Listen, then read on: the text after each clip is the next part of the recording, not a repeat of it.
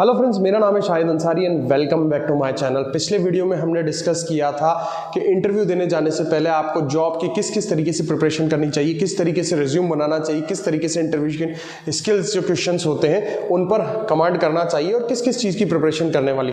आज हम बात करने वाले हैं कि अगर आपको जॉब ऑफर होती है तो क्या करना चाहिए, क्या कैंडिडेट के साथ क्या साइकोलॉजी होती है, क्या उसका दिमाग घूमता है, वो जॉब ज्वाइन करता है नहीं करता है, अगर छोड़ता है तो क्यों छोड़ता है और ज्वाइन करता है तो क्यों छोड़ता है। बस प्लीज वीडियो चालू करने से पहले मेरे चैनल को सब्सक्राइब कीजिए, लाइक का बटन दबाइए, बेल आइकन का बटन दबाइए ताकि आपको मेरे आने वाले लेटेस्ट नोटिफिकेशन मिलते रहें। तो आइए वीडियो चालू करते हैं। तो आज मैं आपको बताने वाला हूं दो कैंडिडेट का एग्जांपल लेकर।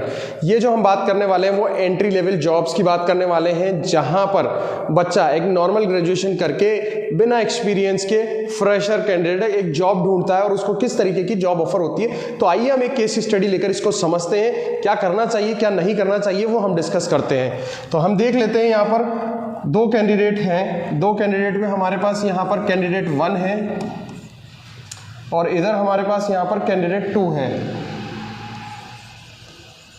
कैंडिडेट 2 है, दोनों को ही 6-6 हज़ार की जॉब ऑफर होती है। हम यहाँ पर लिख लेते हैं 6 हज़ार की कैंडिडेट 1 को ऑफर हुई है और 6 हज़ार की ही कैंडिडेट 2 को यहाँ पर ऑफर हुई है। दोनों को 6 हज़ार की जॉब हुई है। दोनों ही हम मान लेते हैं दोनों ही फ्रेशर कैंडिडेट, ये भी फ्रेशर है, ये भी फ्रेशर है और ग्रेजुएट भी है। हम यहाँ पर लिख लेते हैं ताकि आप लोगों को दिखता रहे कि क्या क्या चीज़ें हैं और किस तरीके से चीज़ें होती है। यहाँ भी ग्रेजुएट कैंडिडेट है, दोनों ही ग्रेजुएट कैंडिडेट है, दोनों ही फ्रेशर है और दोनों ही जॉब सीकर है। दोनों को एंट्री लेवल जॉब्स ऑफर होती है, क्योंकि आप समझ सकते हैं कि अगर आप डिस्ट्रिक्ट लेवल पर हैं, अगर डिस्ट्रिक्ट लेवल पर है तो ये एक एंट्री लेवल जॉब्स होती है जो 6,000 से 10,000 तक ऑफर होती है। ये दोनों ही फ्रेशर कैंडिडेट हैं और दोनों ही ग्रेजुएट है, कोई एक्सपीरियंस इन दोनों के पास नहीं है। अब दोनों को जॉब ऑफर होती है कैंडिडेट 1 को। कैंडिडेट 1 सोचता है 6 हज़ार की उसको जॉब ऑफर होती है और वो जॉब एक्सेप्ट कर लेता है। कैंडिडेट 1 इसको एक्सेप्ट कर लेता है। कैंडिडेट 2 की हम बात करते हैं, कैंडिडेट 2 को भी वही सेम जॉब ऑफर होती है लेकिन वो उसको रिजेक्ट कर लेता है। अब देखिए इस चीज को समझिए आप, कैंडिडेट 1 ने जॉब ले ली, कैंडिडेट 2 ने जॉब नहीं ली। अब मैं आपको दोनों की साइकोलॉजी समझाता हूं कि दोनों के दिमाग में क्या चलता है और किस तरीके से चीजें घूमती हैं। तो अब हम बात करते हैं कैंडिडेट 2 का, पहले डिस्कस करते हैं क्योंकि उसने पहले जॉब रिजेक्ट कर चुका है। उसने क्या सोचा, यार मैंने ग्रेजुएशन की है और ग्रेजुएशन करने में मैंने 25 से 30 हज़ार, 40 हज़ार, 50 हज़ार रुपये खर्चा किया है, तो मैं ये 6 हज़ार की जॉब नहीं करूंगा, मैं कोई 15 हज़ार वाली जॉब करूंगा जिससे मेरे को लगे थोड़ा सा अच्छा लगे, सिटिंग वाली जॉब मिले जहां एसी लगा हुआ हो और जहां मुझे बैठने का काम मिले। तो ये कैंडिडेट 2 की इस तरीके से साइकोलॉजी होती है। कैंडिडेट 1 की साइकोलॉजी है 6 हज़ार रुपये उसमें उसने ज्वाइन कर लिया क्योंकि उसको लगता था कि वो एक फ्रेशर है, नॉर्मल ग्रेजुएट कैंडिडेट है, उसके पास कोई भी एक्सपीरियंस नहीं है, वो एक फ्रेशर कैंडिडेट है, तो उसको जस्ट बिकॉज ऑफ एक्सपीरियंस के लिए ये जॉब जो है ज्वाइन कर लेना चाहिए और वो जॉब ज्वाइन कर लेता है। तो आगे चलते हैं हम, थोड़ा थोड़ा इन दोनों को टाइम निकलता जाता है। सपोज करें हम कैंडिडेट 1 की बात करते हैं तो कैंडिडेट 1 जो होता है उसको एक्सपीरियंस हो जाता है 1 ईयर का, 1 साल निकल जाता है दोनों को चीजें करते हुए।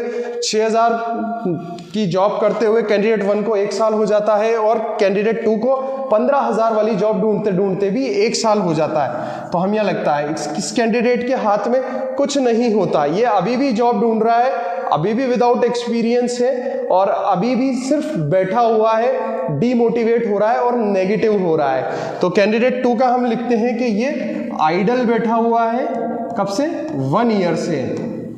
बात करते हैं कैंडिडेट 1 की। कैंडिडेट 1 को 1 साल का एक्सपीरियंस हो चुका है और उसने 1 साल में 72,000 रुपीज भी कमा लिए हैं। तो इट मीन्स अगर उसने 70,000 रुपीज कमा लिए हैं 1 साल में तो वो बहुत ज्यादा पॉजिटिव एनर्जी से भर चुका है, यानी उसके अंदर पॉजिटिव एनर्जी आ चुकी है, पॉजिटिव एनर्जी उसके अंदर आ चुकी है, प्लस उसको एक्सपीरियंस भी हो चुका है, प्लस अब वो अप स्किल हो चुका है, यानी वो काम करने का तरीका बिल्कुल सीख चुका है कि किस ऑर्गेनाइजेशन में किस तरीके का काम होता है। लेकिन वहीं as compare to candidate 2, candidate 2 अभी भी आइडल बैठा हुआ है और वो 15 हज़ार की नौकरी के लिए इंतजार कर रहा है कि कब उसको 15 हज़ार की नौकरी ऑफर होगी और वो उसको ज्वाइन करेगा और एक सिटिंग वाली जॉब, एसी वाली जॉब जहां पर उसको हिलना ना पड़े, वैसी जॉब का इंतजार चलता रहेगा।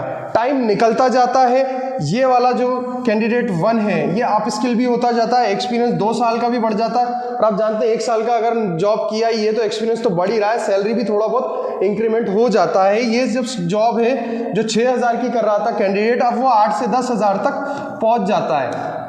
तो हम लोग ऐसा समझते हैं कि वो 8 से 10,000 पे जॉब चाहता है, और अगर कैंडिडेट 1 चाहे तो उसको जॉब को स्विच भी कर सकता है, और स्विच करेगा तो वो डेफिनेटली 12 से 15,000 तक पहुंच जाएगा, क्योंकि उसको 1 या 2 साल का एक्सपीरियंस हो चुका है, प्लस उसके बाद अब वो स्किल सेट है जो ऑर्गेनाइजेशन में रिक्वायर्ड है, प्राइवेट जॉब्स में रिक्वायर्ड है, वो सारी चीजें सीख चुका है कि कंप्यूटर पे किस तरीके से काम होता है, किस तरीके से कम्युनिकेशन होता है, किस तरीके से ईमेल होती है, क्या प्रोफेशनलिज्म होता है, सारी चीजें वो सीख चुका है, क्योंकि वो एक ऑर्गेनाइजेशन में काम कर रखा है। अब हम यहाँ देखते हैं कैंडिडेट 2 अभी तक भी आइडल बैठा हुआ है, और वो पूरा नेगेटिव हो चुका है, 2 साल हो चुके हैं, वो अभी तक भी नेगेटिव हो चुका है, वो अभी तक भी अच्छी ही जॉब के लिए बैठा हुआ है, और वो इंतजार ही करता रहेगा जिंदगी भर, अगर उसको 15,000 की नौकरी नहीं मिलेगी। एट द लास्ट उसको थक हार कर 6,000 की नौकरी के लिए 3 या 4 साल बाद ज्वाइन करना पड़ेगा, अगर वो ऐसा ही आइडल बैठा रहता है, नेगेटिव हो जाता है तो। लेकिन फायदे में रहता है कैंडिडेट 1 जिसने शुरू में ही 6,000 का जो ऑफर था वो एक्सेप्ट कर लिया और आगे बढ़ गया, और उसको एक लाइन मिल गई, उसको पता लग गया कि आगे उसको करना क्या है, क्या सीखना है। अगर उसको लगता है कि 1 साल में उसने कंपनी में ये सीखा और उसको अदर स्किल सेट की जरूरत है, तो वो क्या करता है कि जैसे उसको सैलरी आ ही रही है उसकी, जैसे आप लोग समझते हैं सैलरी आई सी है, और उसके अगर कोई स्किल सेट अगर उसको वीक लगता है, या उसको लगता है कि यार ये चीज़ सीखने से मेरा थोड़ा सा और अच्छा हो जाएगा, या मैं किसी दूसरी कंपनी में स्विच कर लूंगा तो और ज़्यादा अच्छा हो जाएगा, तो वो क्या करता है एक अदर कोई कोर्स भी ज्वाइन कर सकता है, क्योंकि उसको फाइनेंशियली भी थोड़ा बहुत स्ट्रांग हो चुका है, और वो कोई भी कोर्स बाहर जाके अप स्किल भी हो सकता है। तो फायदे में पूरी तरीके से हमारे पास कैंडिडेट 1 रहता है एज कंपेयर टू 2। तो ये एक एग्जाम्पल समझाने का मेरा बस आप लोगों से यही मकसद है कि आप लोग भी अपनी लाइफ में, या जब भी ग्रेजुएट आप कर लेते हैं, ग्रेजुएट करने के बाद जब भी जॉब ढूंढते हैं, तो जॉब ढूंढते टाइम हमेशा अपनी चीज़ों को देखें। अगर आप ग्रेजुएट हैं, फ्रेशर हैं, तो आपको एक्सपीरियंस की ज़रूरत है। ये चीज़ बिल्कुल ना सोचें कि कोई भी कंपनी आपको 6,000 रुपये दे रही है, नहीं, आप ये सोचें कि 6,000 मेरे को नहीं चाहिए, मुझे जो 1 साल या 2 साल वो करोड़ों का एक्सपीरियंस मिल रहा है जो मेरी लाइफ बना सकता है, वो ज़्यादा ज़रूरी होना चाहिए आपके लिए। ये 6,000 रुपये इनिशियल लेवल पर बिल्कुल ज़रूरी नहीं होना चाहिए। अगर आप कैंडिडेट 2 की तरह सोचेंगे कि मेरे लिए 6,000 इंपॉर्टेंट है, या 10,000 या 15,000 इंपॉर्टेंट है, तो आप बैठे रहेंगे। जबकि कैंडिडेट 1 की तरह सोचेंगे कि मुझे करोड़ों का एक्सपीरियंस लेना है, मुझे करोड़ों का एक्सपीरियंस लेना है, तो आप कहीं भी नहीं रुकेंगे। आप 6,000 की जॉब आज कर रहे हैं, लेकिन कल को आप 6 लाख की जॉब करेंगे, ये मेरा आपसे कहना है। तो प्लीज प्लीज प्लीज, अगर आप जॉब सिलेक्ट कर रहे हैं, जॉब ऑफर होती है, तो हमेशा कैंडिडेट 1 की तरह सोचें। कैंडिडेट 1 करोड़ों का एक्सपीरियंस लेने के लिए एक एंट्री लेवल जॉब्स में हाँ कर देता है, और एक धीरे धीरे धीरे धीरे आगे बढ़ता है। वो कोर्स भी करता है, एक्सपीरियंस भी लेता है, धीरे धीरे उसकी सैलरी भी बढ़ती है, और वो वहां पहुंच जाता है जहां पर उसको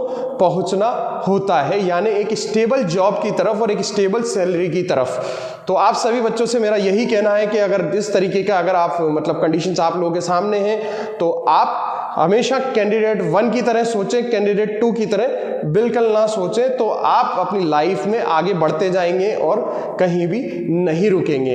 इसके अलावा भी बहुत अदर केसेस होते हैं, हायर एजुकेशन के भी केसेस होते हैं कि कोई बच्चा हायर एजुकेशन ऑप्ट कर लेता है, या कोई बच्चा बिजनेस के लिए ऑप्ट कर लेता है। नेक्स्ट वीडियो में हम ये चीज़ डिस्कस करेंगे कि बिजनेस अगर ऑप्ट कर लेता है तो क्या होता है, और उसको हायर एजुकेशन में जाना होता है तो वो क्या कर लेता है। तो इस तरीके के भी बहुत सारे केसेस हैं जो मैं आपको नेक्स्ट वीडियो में बताऊंगा। तो till then please please please आप लोगों से यही है कि मेरा चैनल सब्सक्राइब करें, लाइक का बटन दबाइए, बेल आइकन का बटन दबाइए, जिससे मेरे चैनल के आपको लेटेस्ट नोटिफिकेशन मिलता रहे। Thank you so much guys for watching my channel. Thank you.